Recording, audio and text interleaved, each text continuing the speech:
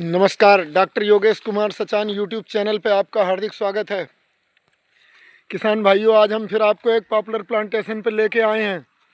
आज लगभग 3 दिन से लगातार हो रही बारिश के बाद आज मौसम थोड़ी देर के लिए ही खुला है, रुका हुआ है। तो आप देख रहे होंगे एक पेड़ वो हवा चली हल्की सी तो गिर भी गया है, आंधी का असर उस पर पड़ा।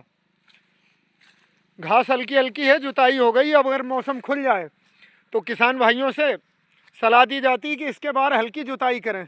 ये प्लांटेशन जो दूरी पे लगी है, लाइन से लाइन 5 मीटर दूरी है, पेड़ प्लांट टू प्लांट 4 मीटर दूरी है। और आप बहुत शानदार हाइट देख रहे होगे, लगभग सभी पेड़ एक सार फर्स्ट क्लास ग्रोथ किधर से भी। तो ये दूरी करें। और किसान भाइयों, इस 3 दिन जो लगातार बारिश हुई, इससे फ़ायदा क्या मिला है? जो झड़ लग गया, ऊपर आपको दिखाते हैं जो सुंडी लगी थी, पाइजीरा फल्गुरिटा नाम होता है, लीफ डोफ्लिएटर कीड़ा जो पत्ते खाता है बड़े तेजी से इसके, और पत्ते खत्म कर रहा था।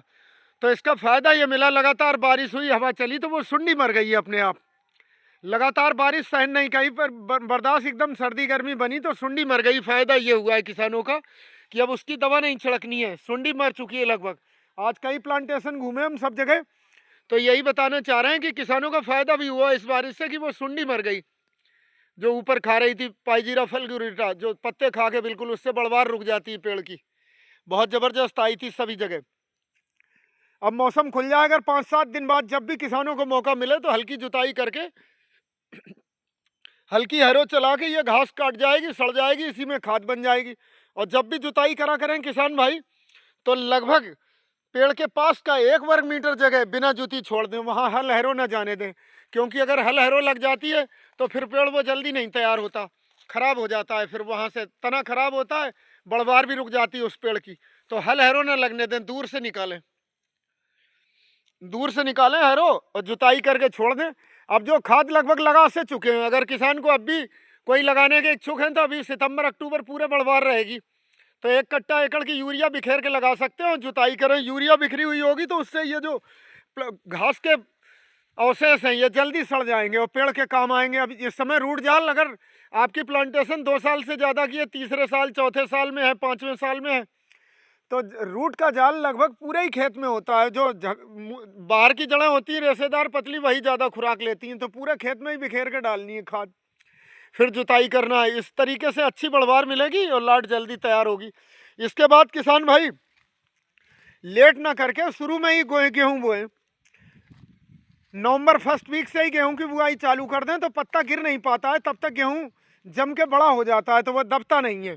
अगाया बोई अगाया कट भी जाता है तो लास्ट में जिस समय कटता है तो पानी लगाने का टाइम अप्रैल में जल्दी से मिल जाता है, फिर किसान को वो अप्रैल में ही कट जाता है अगाया बोया हुआ गेहूँ। अर्ली वैरायटी बोएं, नवंबर फर्स्ट वीक में बोएं, तैयारी अब से लेके करके चलें, गेहूँ की पैदावार भी अच्छी होगी। और गेहूँ बोते समय किसान भाई 3 कट्टा एकड़ की सिंगल सुपर फास्फेट बिखेरें और साथ में 1 कट्टा NPK, 1 कट्टा एकड़ का म्यूरेट ऑफ पोटास, बस ये खादें लगा के गेहूँ बोना है आपको। तो गेहूं की फसल भी बहुत अच्छी होगी। जो सिंगल सुपर फास्फेट खाद है ये बाद तक पॉपुलर को भी मिलती रहेगी, तो पॉपुलर भी बहुत अच्छा होगा आपका। सिंगल सुपर फास्फेट खाद जरूर लगवाएं, उसमें सल्फर भी होता है, कैल्शियम भी होता है, फास्फोरस भी होता है। 16% फास्फोरस, 19% कैल्शियम और 11% सल्फर होता है। सल्फर NPK के खाद के बाद मुख्य पोषक तत्व होता है जो प्रोटीन निर्माण में, ऑयल सिंथेसिस में। प्रोटीन मतलब क्या होता है? पूरा शरीर प्लांट प्रोटीन से बना होता है, जिसमें लगभग 20 अमीनो एसिड से मिलकर प्लांट प्रोटीन बनता है। उसमें 2 अमीनो एसिड सल्फर कंटेनिंग होते हैं। अगर सल्फर नहीं होगा, मिथियोनिन और सिस्टीन, तो सल्फर का प्रयोग जरूर करें। और ज़बरदस्त कॉन्टैक्ट फंजीसाइड भी होता है। जल भराव वाले इलाकों में, ज़मीनों में भी वो जड़ को सड़न से बचा के रखता है अगर सल्फर की पर्याप्त मात्रा होती है। और कैल्शियम का रोल लकड़ी बनाने में होता है ज़्यादा। फास्फोरस भी है, कैल्शियम भी है, जो कट्टे पे लिखा नहीं होता है। सिंगल सुपर फास्फेट के कट्टे में 19% कैल्शियम भी होता है। तो इस तरीके से खेती करें, गेहूँ बोएं और अगाया गेहूँ तो 21 दिन बाद पानी लगाएं गेहूँ में पहला। साथ में खरपतवार नाशी बहुत हल्के स्प्रे करें। और अगर गेहूं में भी खरपतवार नाशी करते हैं तो स्प्रेयर पे कैनोपी लगा के, कि पॉपुलर के तने पर न पड़ने पाए वो, फिर कोई नुकसान नहीं होगा। नीचे कैनोपी लगा के कर सकते हैं कि वो वीडीसाइड डायरेक्ट इसके तने पर न पड़े। जब गेहूं में भी अगर कोई वीडीसाइड इस्तेमाल करते हैं तो तने में न लगे, फिर नुकसान नहीं होगा। अगर तने में पड़ जाए तो बढ़वार रुक जाती है, पेड़ को दिक्कत होती है। इस तरीके से किसान भाई इस समय तैयारी करके चले। और जो नए किसान अगले साल लगाना चाहते हैं तो वो सितंबर लास्ट वीक, अक्टूबर फर्स्ट, सितंबर लास्ट वीक से ही गन्ना बोना शुरू कर सकते हैं। तैयारी उसकी अक्टूबर से ही गन्ना बोएं। गन्ने के साथ गेहूं, मेंथा या सरसों ये इंटरक्रॉप भी कर सकते हैं। आजकल जो गन्ना दूर दूर बोया जाता है ट्रेंच विधि से, उसमें बीच में एक लाइन और की भी हो जाती है, वो बाद में मेंथा वगैरह की काट दी जाती है। उसके सहारे पानी अच्छा लगता रहता है। और फिर 15 दिसंबर से नए पौधों की लगाई चालू करें। नए पौधे जब भी लाएं, जहाँ से भी लाएं, जिस पौधशाला से, जांची परखी पौधशाला से लाएं। पौधे परख के कि एक ही क्लोन के हों, अच्छे क्लोनल पौधे लगाएं, वो ज़्यादा पैदावार देते हैं। और पौधे जब भी खरीद के लाएं तो अपने घर पे भी रखने की व्यवस्था करें। कम से कम 2 दिन 3 दिन सोकिंग कराएं पानी में। पानी में लगभग 2 फीट नीचे का हिस्सा डूबा रहे, पानी का गड्ढा खोद लें, उसमें ला के रखें और साफ पानी भरें। हैंडपम्प चला के, मोटर चला के या ट्यूबवेल के गड्ढे में रख सकते हैं। पानी मतलब ताज़ा रहे कुल मिला के, गंदे पानी में नहीं रखना है ला के। और उसके बाद अपने गड्ढे खोद लें, तैयारी करें, तब लगाएं। और 2 ग्राम कार्बेंडाजिम बाविस्टिन नाम से जो आती है, 1 लीटर पानी, इस तरीके का ड्रम लें। ड्रम में 100 लीटर पानी डालें, उसमें 200 ग्राम कार्बेंडाजिम डाल के घोल बना लें बढ़िया। तो ये पेड़ लगाते समय उसमें डुबो डुबो के निकाल के लगाएं। और पेड़ों की ग्रेडिंग कर लें कि एक लाइन में लगें तो एक ही हाइट के पेड़ लगें। एक ही हाइट के पेड़ लगेंगे तो बाद में वेरिएशन नहीं होगा, लाट अच्छी तैयार होगी, जल्दी तैयार भी होगी आपकी। छोटे बड़े से खास फर्क नहीं पड़ता। बाउंड्री के किनारे बड़े पेड़ लगाएं, खेत के अंदर किसी भी हाइट के लगा सकते हैं, 7 फीट, 8 फीट, 10 फीट, जो आपको पसंद हो। और खादर के किसान जहाँ जानवरों को नुकसान ज़्यादा रहता है वो 10 फीट से बड़ा पौधा चुने। और गड्ढे की गहराई 2 फीट के आसपास रखें। अगर छोटा पेड़ है 10 फीट से कम, 10 फीट से बड़ा है तो फिर उसकी गहराई 2.25 फीट। और अगर 12 फीट से बड़ा है पेड़ तो उसकी 2.5 फीट। 2.5 फीट से गहरा गड्ढा ज़्यादा न खोदें, क्योंकि ज़्यादा कितना भी गाड़ दो नीचे का सड़ना ही है, जड़ ऊपर से ही लगभग बनती है 1.5 फीट से बस। तो इसलिए बस लेबर भी ज़्यादा व्यर्थ न जाए। 2.5 फीट गड्ढा पर्याप्त होता है लंबे से लंबे पेड़ के लिए। और पेड़ छोटे हैं, जैसे बिलासपुर रुद्रपुर के किसान लगाते हैं, वो केवल 8 फीटा, 9 फीटा, 7 फीटा पेड़ ही लगाते हैं, तो उस पेड़ के लिए 2 फीट का गड्ढा ही पर्याप्त है। और 10 फीट के से 11 फीट के आसपास है तो उनके लिए 2.25 फीट गड्ढा काफ़ी है। इस तरीके से लगाएं। किसान भाई जब भी लगाएं तो पेड़ लगाने के तुरंत बाद एक सिंचाई करें, फिर वेट नहीं करना है। जब सिंचाई कर देते हैं तो गड्ढे में मिट्टी घुल के अच्छे से बैठ जाती, नीचे की हवा निकल जाती, गड्ढे के अंदर बंद मिट्टी घुल के अच्छे से बैठती, तो पानी का ट्रांसलोकेशन नीचे से ऊपर चालू हो जाता है, फिर पेड़ सूखता नहीं है। और सबसे बेस्ट टाइम लगाने का 15 दिसंबर से 15 जनवरी है, इसी बीच लगवाएं। और पहले से बुक करा के चलें पेड़, जहाँ से भी आपको लगाने हैं, जिस पे भरोसा है, जहाँ से अच्छे पेड़ मिलते हैं, टाइम पे लगाएं तो एक भी पेड़ मरेगा नहीं। सर्वाइवल अच्छा मिल गया तो बस फिर समझ लो शुरुआत अच्छी तो अंत भला अपने आप होता है। बाद तक अच्छे रहते हैं, देख रेख करते रहे। गन्ने के साथ सबसे अच्छा पेड़ चलता है। दूसरे नंबर पे आप मेंथा के साथ कर सकते हैं। और जो किसान हमारे छोटे किसान भाई हैं, सब्जी की खेती करते हैं, मिर्च, टमाटर, बैंगन, घुइयाँ, सब्जी की खेती के साथ भी पॉपुलर के प्लांट बहुत अच्छे तैयार होते हैं। अब जो नई क्लोन आ रही हैं, जैसे 112 है, 111 है, ये आपकी 3 कुंटल का वजन 4 साल के ही अंदर दे जाते हैं तैयार करके। अगर 3 साल में बेचते हैं तो 2 कुंटल के आसपास आ जाता है एक पेड़ में। और ओवर अंडर का फर्क ज़्यादा रह नहीं गया। 12 इंच गोलाई, मतलब 12 इंच से ज़्यादा गर्थ, सारी लकड़ी ओवर में ही गिनी जाती है, जिसका कि इस समय रेट बहुत अच्छा चल रहा है, 1280 से 1300 रुपये के आसपास लोकल मंडी में। और यमुनानगर के रेट 1700 रुपये के आसपास है। और 8 इंच गोलाई से लेकर 12 इंच गोलाई तक की जो लकड़ी है वो 750 रुपये कुंटल है। और 8 इंच से भी पतली, बिल्कुल टहनिया, पत्ता छोड़ के सारी लकड़ी, वो इस समय 470 रुपये कुंटल चिपर पे जा रही है।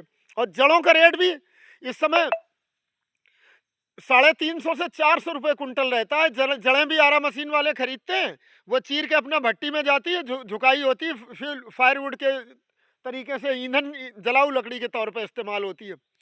तो गीली लकड़ी बिल्कुल जो पत्ते छोड़ के पतली से पतली बची, उसका भी 470 रुपये रेट है। और 8 इंच की गोलाई से ज़्यादा, जितना कि फावड़े का बेंट होता है लगभग, और 12 इंच की गोलाई से कम, वो लकड़ी 750 रुपये कुंटल। तो बहुत अच्छे रेट मिल रहे हैं। किसान भाई जलौनी में न इस्तेमाल करके पतली से पतली भी लकड़ी बेचे, और गीली लकड़ी बहुत वजन देती है, तो एक अच्छे फायदे में रहेंगे।